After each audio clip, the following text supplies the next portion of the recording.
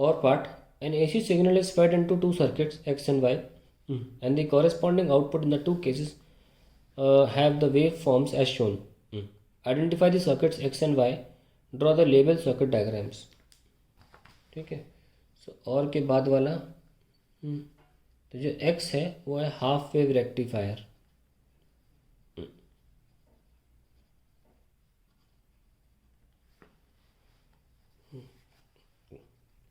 और जो Y है वो है full wave rectifier.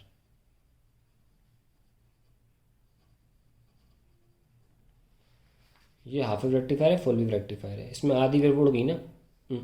Briefly explain the working of Y. चलिए फुल वेव रेक्टिफायर बनाने को बोला है.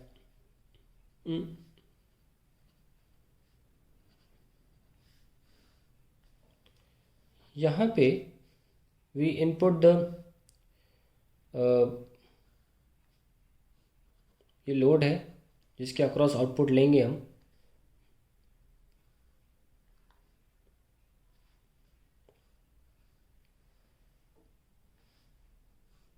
यहाँ दो डायोड यूज होते हैं.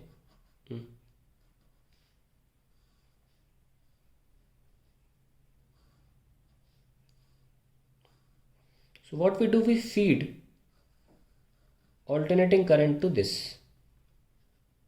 Okay. Alternating current through transformer. इस तरीके से आप बना सकते हो, चाहे ये पूरा आप बना सकते हो इस तरीके से. तो मान लीजिए पहली साइकिल में प्लस हो गया, माइनस हो गया. पहली हाफ साइकिल में, इन the first half cycle, this and is P and is plus and this Q and is minus. ये D1 और ये D2 है.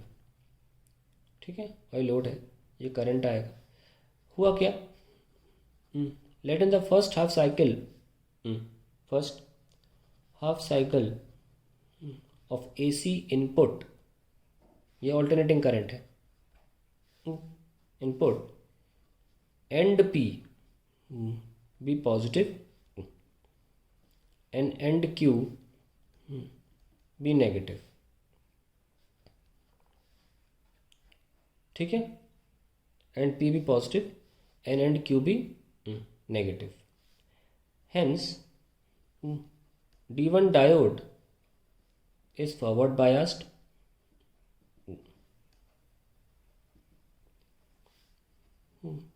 And D2 is reversed biased. तो करंट सिर्फ यहीं से जाएगा, यहाँ से जाएगा. यहाँ कोई करंट नहीं, यहाँ I0 है.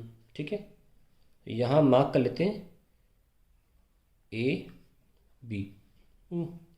The current enters in direction A to B. तो लोड के अक्रॉस हमें आउटपुट मिलेगा. तो देखिए ये अगर इनपुट है तो आउटपुट कैसा होगा भाई. पहली हाफ साइकिल में यहाँ से यहाँ, तो आउटपुट ऐसा मिल गया. अब now in next half cycle, नीचे वाली half cycle, and P is negative. Obvious सी बात है, पलटना तो है. And Q is positive. So D1 is reversed biased and D2 is forward biased. तो अब ऐसे लिख सकते हैं और यहाँ पे ऐसे लिख सकते हैं. तो अब करंट ऐसे जाएगा सेकेंड टाइम ऐसे, और यहाँ पे करंट जो होगा नहीं होगा. लेकिन ऐसे जाने पर भी हमें A से B ही मिल रहा है. ठीक है ना. This time also the current enters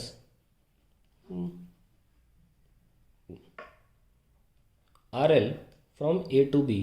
अभी भी सेम डायरेक्शन है, इसलिए पल्स भी अब भी सेम ही होगी. तो नीचे की पल्स पलटी क्यों, क्योंकि डायरेक्शन L में भी सेम है. आप ऐसे भी देख सकते हो कि पलटी क्यों. सुनो, यहाँ पे डायरेक्शन ऑफ करंट क्लॉकवाइज है और यहाँ से कैसा एंटी क्लॉकवाइज. तो क्लॉकवाइज में अगर ऐसे बनाए हो तो एंटी क्लॉकवाइज में उल्टा बनाओगे. इसका उल्टा क्या होता है, ऊपर आना. ये भी एक तरीका एक्सप्लेन करने का. ठीक है. Since direction of current through RL is same in both cases, the pulse is also same. The pulse is same. इतना काफ़ी लिख लिया आपने और आप ऐसे बना दीजिए.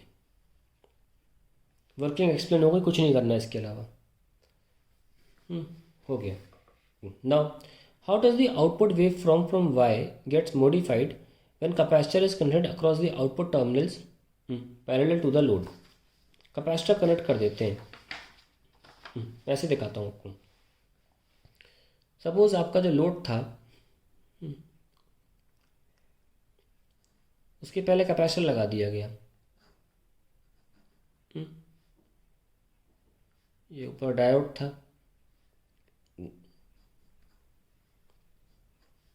ये नीचे का डायोड है, और ये ऐसे कैपेसिटर के साथ पैरेलल में लगा दिया रेजिस्टर.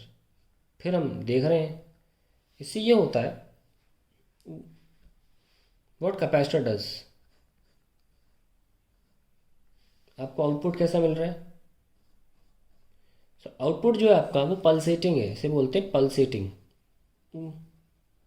यानी कि in same direction but not constant, direction but not constant. तो पल्सेटिंग डीसी बोला जाता है, डायरेक्शन क्योंकि सेम है ना. ऐसा तो नहीं है ना, लेकिन तो ऑलमोस्ट ऐसा करने को बोलते हैं, इस प्रोसेस को बोलते हैं स्मूथिंग. और स्मूथिंग के लिए करने क्या पड़ता है, फिल्टर सर्किट्स लगाने पड़ते हैं. फिल्टर सर्किट्स कौन होते हैं, those which filter out AC part of current. Alternating current हटा देते हैं, पार्ट ऑफ करंट. कैसे हटा देते हैं, हाउ. कैपेसिटर क्या करता है, कैपेसिटर ऐसा लगाने पर does not allow AC to pass through it, DC to pass through it. Capacitor DC को पास नहीं होने देता थ्रू इट. तो वो सारा DC जो है वो यहाँ छोड़ देगा रजिस्टर के पास, and takes all AC component,